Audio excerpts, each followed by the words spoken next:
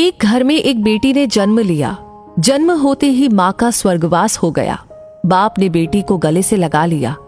रिश्तेदारों ने लड़की के जन्म से ही ताने मारने शुरू कर दिए कि पैदा होते ही माँ को खा गई, मनहूस है। पर बाप ने कुछ नहीं कहा। अपनी बेटी का पालन पोषण शुरू किया।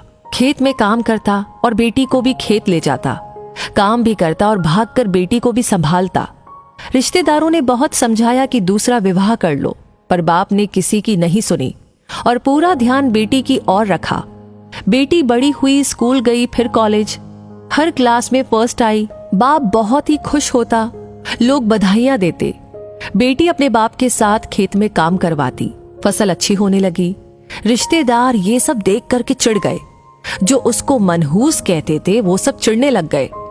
लड़की एक दिन अच्छा पढ़ लिख करके पुलिस में एसपी बन गई। एक दिन किसी मंत्री ने उसको सम्मानित करने का फैसला किया और समागम का बंदोबस्त करने के आदेश दिए। समागम उनकी ही गांव में रखा गया। मंत्री ने समागम में लोगों को समझाया कि बेटा बेटी में फर्क नहीं करना चाहिए। बेटी भी वो सब कुछ कर सकती है जो बेटा कर सकता है। भाषण के बाद मंत्री ने लड़की को स्टेज पर बुलाया और कुछ कहने को कहा। लड़की ने माइक पकड़ा और कहा, मैं आज जो भी हूं अपने बाबुल यानी अपने पिता की वजह से हूं, जो लोगों के ताने सहकर भी मुझे यहां तक ले आए। मेरे पालन पोषण के लिए दिन रात एक कर दिया। मैंने मां नहीं देखी और ना ही कभी पिता से कहा कि मां कैसी थी, क्योंकि अगर मैं पूछती तो बाप को लगता कि शायद मेरे पालन पोषण में कोई कमी रह गई। मेरे लिए पिता से बढ़कर कुछ भी नहीं। बाप सामने लोगों में बैठकर आंसू बहा रहा था। बेटी की भी बोलते बोलते आंखें भर आई।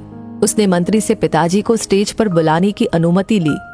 पिताजी स्टेज पर आए और बेटी को गले लगाकर बोले, रोती क्यों है बेटी?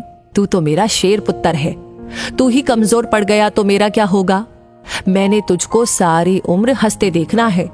बाप बेटी का प्यार देखकर सबकी आंखें नम हो गई। मंत्री ने बेटी के गले में सोने का मेडल डाला। लड़की ने मेडल उतारकर बाप के गले में डाल दिया। मंत्री ने कहा, ये क्या किया?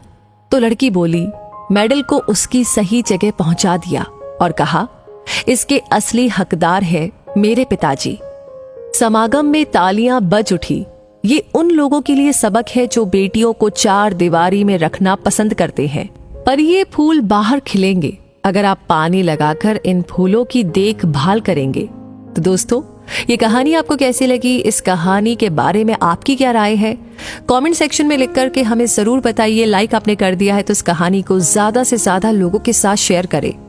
और आपके जो लाइक्स होते हैं, कमेंट्स होते हैं, जो आप शेयर करते हैं, ये सभी हमारे लिए होता है असली मोटिवेशन ऐसी कहानियों पर काम करके आप तक पहुंचाने के लिए। तो हमेशा ऐसी कहानी आपको मिलती रहे, उसके लिए हमारे पेज को फॉलो करना ना भूलें। मैं अभी के लिए आपसे कहूंगी धन्यवाद। मिलेंगे बहुत जल्दी ही।